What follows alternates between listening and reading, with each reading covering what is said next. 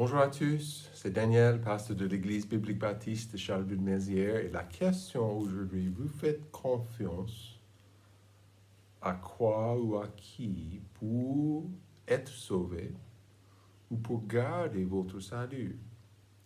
C'est une question fondamentale à mon avis, mais aussi bibliquement, nous avons euh, plein d'indices, plein de promesses, plein de passages qui nous encouragent de vivre par la foi. Nous sommes sauvés par la foi, mais il faut vivre par la foi. La Bible dit en Hébreux 10, mais pourquoi? Pourquoi vivre par la foi? Hébreux 10, versets 32 à 39, la Bible dit, oh, souvenez-vous des premiers jours où, après avoir été éclairés, vous avez soutenu un grand combat de souffrance. Quand d'un côté vous avez été exposé publiquement à des opprobes et des persécutions, et que, de l'autre, vous avez pris part aux maux de ceux qui étaient ainsi traités. Car vous avez aussi compati à mes liens et vous avez accueilli avec joie l'enlèvement de vos biens, sachant que vous avez pour vous dans les cieux des biens plus excellents et qui sont permanents. N'abandonnez donc pas votre confiance, qui aura une grande rémunération, car vous avez besoin de patience, afin qu'après avoir fait la volonté de Dieu, vous remportiez l'effet de la promesse. Car encore un peu, bien peu de temps, et celui qui vient arrivera et il ne tardera point. Or, le juste vivra par la foi. Mais si quelqu'un se retire, mon âme ne prend point de plaisir en lui. Pour nous ne sommes pas de ceux qui se retirent pour se perdre, mais de ceux qui croient pour le salut de leur âme. Est-ce qu'on peut prier, cher Père Céleste? Merci. Merci de ta fidélité, merci de ta grâce dans nos vies, merci aussi pour les promesses bibliques. Je te prie que tu nous aides, que tu nous encourages, que tu nous motives dans notre vie chrétienne, dans notre vie, cette vie par la foi. Merci Père pour tes promesses, merci pour le don de ton Fils unique, son don de la vie éternelle. Au nom de Jésus, nous prions. Amen. Il y a quelques années aux États-Unis, c'était dans la grande ville au Texas, de la ville d'Houston, il y avait un pasteur qui était dans son salon, en train de lire un petit livre. Sa fille, sa petite fille, 4 ans, on va dire, 5 ans peut-être, elle était en train de jouer avec ses poupées. Et en fait, elle s'est approchée de son père. Elle s'appelait Melody. Elle lui a demandé si il avait le savoir-faire pour préparer, pour construire une petite maison pour ses poupées. Et vous savez, le papa, il a dit oui. Et ouais, je vais faire ça pour toi, pas de souci. Et il a continué à lire son livre. Elle est partie. Et il a remarqué, après quelques minutes, elle a fait plusieurs, on va dire, voyages de sa chambre jusqu'à l'extérieur, dans le jardin de leur maison. Et ses mains, pour chaque tour, ses mains étaient remplies avec tous ces poupées, avec tous les petits personnages, toutes sortes de choses pour boire du thé avec les poupées et les personnages, les assiettes, les petites pots, toutes les nécessaires. Et en fait, il a remarqué ça et après quelques minutes, sa femme s'est approchée de lui. Elle lui a dit, tu as promis à ta fille de construire une petite maison pour ses poupées. Et elle te croit. Et elle se prépare pour cette maison. Donc le papa, il a dit, d'accord, et il a mis le livre à part. Il est parti pour le quincaillerie, pour chercher le bois, pour construire une petite maison pour ses poupées de sa fille. Donc, Pourquoi? Cette histoire, c'est une belle illustration de notre foi. Et c'est la foi d'un enfant, en fait. Notre foi doit être simple, aussi basse que ça. Nous acceptons la promesse de Dieu. Nous lui faisons confiance totale. Ce n'est pas confiance à sa parole ou à sa promesse, plus mes efforts, plus mes œuvres. Mais non, c'est une confiance directe et simple dans la promesse de Dieu. Et voilà, ça c'est le défi pour nous dans les jours modernes. J'aime bien lire ce livre aux Hébreux pour deux raisons. Les deux raisons sont aussi simples. L'auteur, il glorifie le Fils de Dieu. Il établit définitivement en chapitre 1, en chapitre 2, que Christ, Jésus est Dieu, il est le Seigneur, il est notre Sauveur, notre Maître. Aussi, la deuxième raison aussi, c'est que l'auteur, il établit l'importance de la foi. Et vous savez comme moi, même si vous continuez, vous lisez chapitre 11, vous voyez des histoires et des personnages de l'Ancien Testament, les personnages bibliques qui ont vécu par la foi. Ces gens n'avaient pas de Bible comme nous avons, la Bible complète comme nous avons. Ces gens n'avaient pas aussi les avantages que nous avons 2000 ans après la crucifixion et la résurrection de Jésus. Nous sommes bénis en fait. Nous comprenons bien le début, nous comprenons également la fin. Pour nous, c'est très important de vivre par la foi.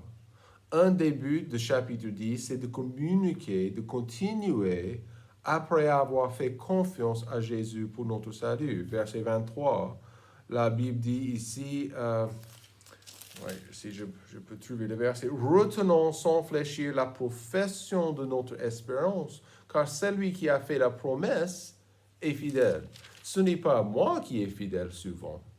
Je fais des erreurs après mon salut. Il est fidèle. Verset 25, nous avons également, « N'abandonnons point notre assemblée comme quelques-uns ont coutume de faire, mais exhortons-nous les uns les autres, et cela d'autant plus que vous voyez d'approcher le jour. » Quel jour? L'avènement, la deuxième venue de Jésus. Donc ça s'approche. Voilà pourquoi c'est hyper important pour nous comme des croyants de vivre par la foi. On ne peut pas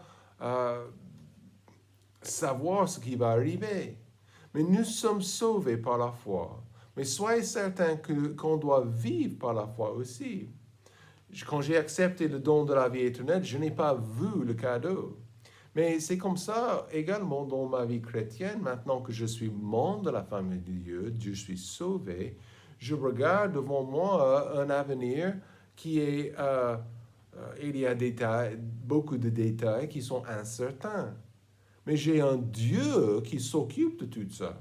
J'ai un Dieu qui s'occupe de mon avenir et de mon futur. Et c'est important pour moi de lui faire confiance. Et de savoir que Dieu va laisser entrer dans ma vie exactement ce qu'il veut. Et si il est comme, on va dire, mon protecteur, je peux m'avancer avec confiance. Je peux m'avancer avec courage parce que je sais qu'il n'y a rien qui entre dans ma vie qui est trop lourd et trop grand pour moi et Dieu. Et qu'est-ce que ça veut dire de vivre par la foi? C'est d'avoir confiance en Dieu pour les besoins matériels de la vie et de confier chaque problème, chaque situation, chaque moment à Dieu. Nous savons que c'est difficile à faire des fois. N'est-ce pas? Nous voulons nous occuper de nos affaires, de notre situation. Mais pourquoi? Même si nous sommes sauvés, nous ne voulons pas dépendre, nous ne voulons dépendre de personne. On veut garder ils disent notre part. Et c'est vrai, il y a quelque chose, une partie de ça qui est très important. Mais on ne peut pas être indépendant quand nous parlons de notre avenir et de notre Dieu. Nous sommes liés à Dieu. Nous sommes liés à Christ. Nous voulons garder souvent le contrôle de notre vie. Et la réalité, c'est quoi? La vie est régulièrement hors de notre contrôle. On ne peut pas contrôler les événements, les maladies, les problèmes imprévus dans nos vies. La plus grande vie est une vie de la foi. Romains chapitre 1, Paul a dit en chapitre 1, verset 17, il a dit, « Car en lui la justice de Dieu est révélée de foi en foi, donc de personne en personne. Et selon qu'il est écrit, le juste vivra par la foi. » Et ça, c'est mon encouragement, exactement comme cette jeune fille, elle avait une confiance simple et directe dans la parole dans la promesse de son Père. Vivez par la foi. Il est en contrôle de votre vie, de votre avenir, et il veut que je vis par la foi. Donc, de vivre par la foi, ça fait plusieurs choses pour moi personnellement. Elle apporte les bénédictions. Voyez avec moi le passage. Donc, nous ne sommes pas 100% sûrs qui est l'auteur de cette épître aux Hébreux. Personnellement, je pense que c'était l'apôtre Paul, mais on n'a pas la certitude. On voit en verset 32, la Bible dit, « Oh, souvenez-vous des premiers jours où, après avoir été éclairé, vous avez soutenu un grand combat de souffrance. » Donc, ce n'était pas facile après le salut pour ces Hébreux. Comme Christ a été persécuté pendant son ministère, voilà, les autres juifs religieux, peut-être ils ont taquiné, ils ont attaqué, ils ont persécuté ces chrétiens. Verset 33. Quand, d'un côté, vous avez été exposés publiquement à des opprobes et des persécutions, et que, de l'autre, vous avez pris part aux maux de ceux qui étaient ainsi traités. Car vous avez aussi compati à mes liens, et vous avez accueilli avec joie l'enlèvement de vos biens. Pensez à ça. Sachant que vous avez pour vous dans les cieux des biens plus excellents, et qui sont permanents. N'abandonnez donc pas votre confiance, qui aura une grande rémunération. Apparemment, les chrétiens hébreux, dans le contexte, souffraient beaucoup pour leur foi. Ils affrontaient la persécution à cause de leur désir de suivre Jésus-Christ. Au milieu des épreuves, ces chrétiens, ils ont fait un choix intéressant. Au milieu des opprobes, comme la Bible dit, les persécutions, ils ont, en verset 34, ils ont donné quelque chose. C'était une offrande, que c'était quelque chose pour aider l'auteur. Et peut-être c'était l'apôtre Paul. Vous savez comme moi que Paul, il a fait des voyages missionnaires soutenus par les églises locales à ce moment-là, les croyants, les chrétiennes qui étaient pour le message, qui avaient envie d'avancer l'évangile. Donc, même au milieu de la persécution, ils ont donné leur su, leur bien, comme la Bible dit, pour soutenir ce missionnaire.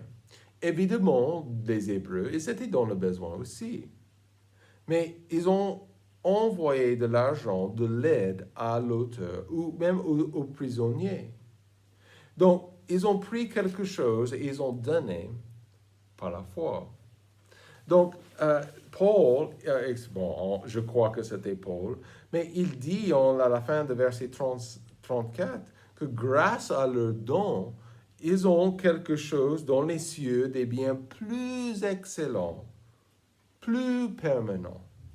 Et c'est intéressant. Il y a une récompense à venir, une récompense pour leur foi. Et c'est comme ça dans notre vie aujourd'hui. Vous comprenez aujourd'hui que nous vivons par la foi et nous servons Jésus-Christ. Mais je n'ai jamais vu Jésus-Christ avec mes yeux. Je n'ai jamais vu non plus le ciel où mon demeure éternelle. Mais je sais que ça existe. Je sais qu'un de ces jours, je serai là-haut avec le Seigneur, mais je sers le Seigneur actuellement parce qu'il a dit dans ses Écritures qu'il y aura une récompense future, une récompense éternelle. Et ce n'est pas une mauvaise chose.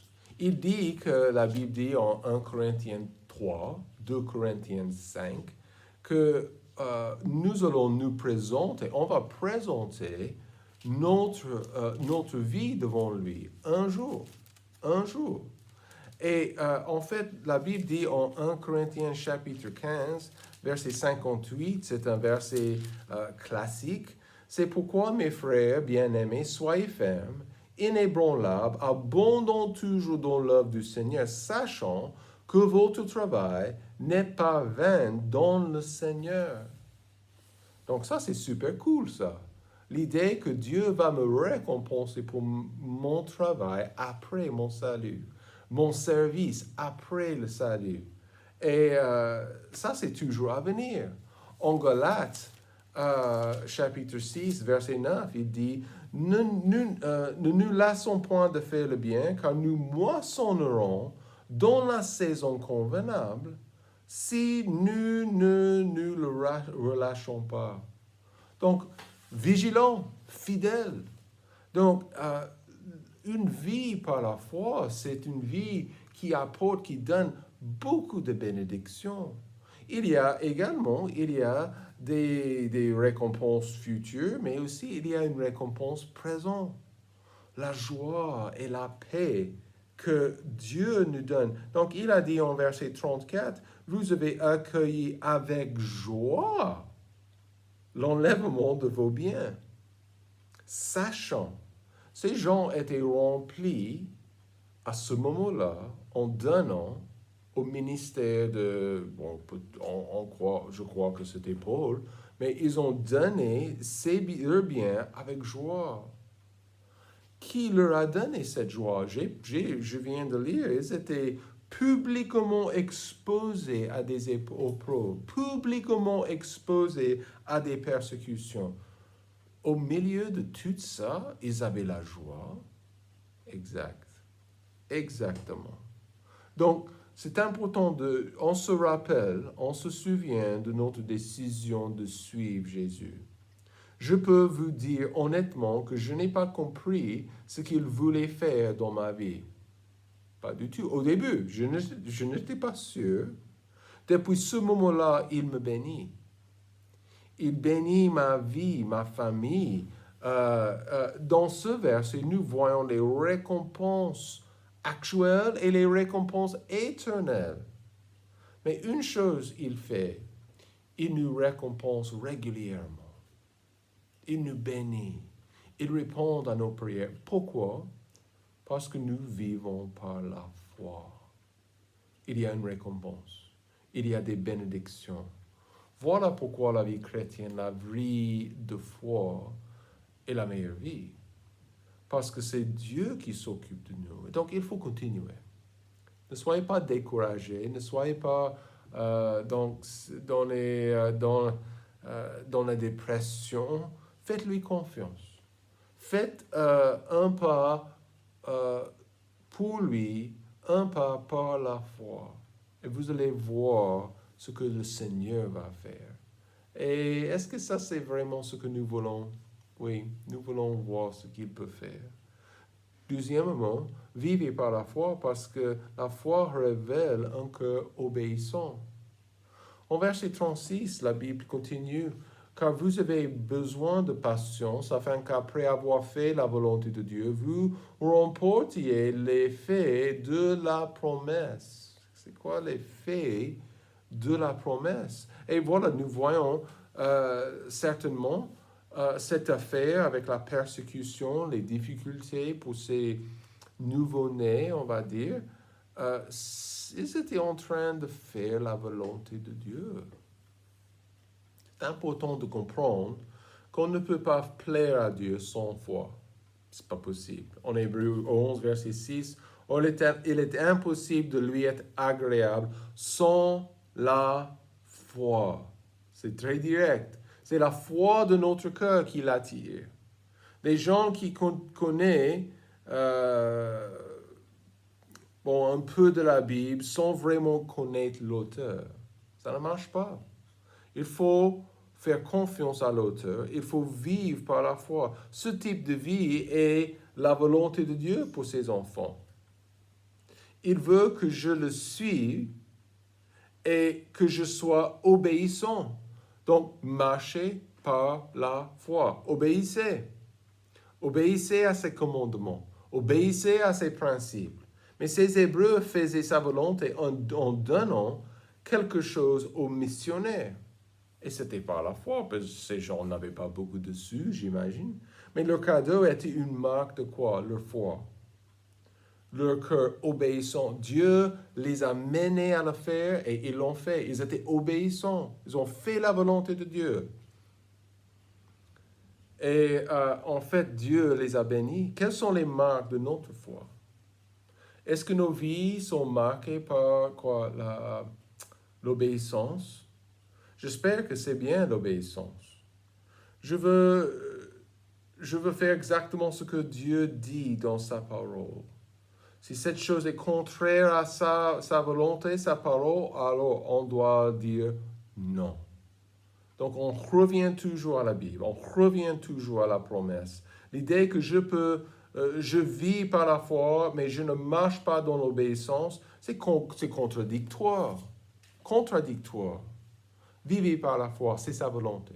Soyez obéissants au commandement de Dieu, au passage, aux principes bibliques. C'est très important. Et de vivre par la foi fait une grosse différence dans notre vie. Et voilà, c'est une raison très, très importante. Verset 37, car encore un peu, bien peu de temps, il dit, et celui qui vient arrivera, c'est Jésus, et il ne tardera point. Or, le juste vivra par la foi. Mais si quelqu'un se retire, mon âme ne prend point de plaisir en lui. Pour nous ne sommes pas de ceux qui se retirent pour se perdre, mais de ceux qui croient pour le salut de leur âme.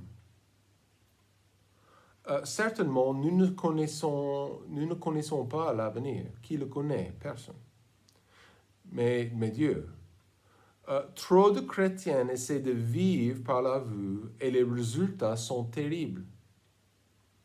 Il y a beaucoup de stress, beaucoup de panique. On s'inquiète pour les problèmes, pour les avenirs. Et cette manière de vivre, c'est typique du monde. Le chrétien ne doit pas vivre comme cela. Nous voyons que Jésus s'occupe de nous. Ça, c'est clair. Jésus peut revenir aujourd'hui, verset 37. Et aussi, verset 38, Jésus prend plaisir en ses enfants. Donc, c'est très, très important de vivre par la foi. Par la foi, nous marchons et nous savons que rien n'entre dans notre vie que je ne peux pas porter avec le Seigneur. J'ai Dieu dans ma vie. Il porte mes fardeaux, il porte mes problèmes. Il veut faire ça pour chacun de ses enfants. C'est le secret d'une vie victorieuse. C'est ce que nous voulons. Nous marchons par la foi. Nous marchons par la foi. Nous sachons que Dieu s'occupe de nous. Il s'occupe de nos problèmes. Il s'occupe de notre avenir. Il n'y a aucune raison pour s'inquiéter. Et ça, c'est une bonne nouvelle pour nous, parce que vous savez comme moi, il y a énormément de personnes qui boivent de l'alcool, qui prennent des drogues pour oublier, pour s'échapper des réalités de cette vie. Mais on fait face à ces réalités par la foi. On fait face à ces réalités et ces problèmes et ces difficultés avec Dieu et sachant qu'il s'occupe de tout. Ça, c'est une bonne nouvelle pour nous. Hein? C'est vraiment hors de notre contrôle, vraiment hors de nos mains. Il est bon. Il s'occupe de nous. Que Dieu vous bénisse. Passez un très, très bon dimanche.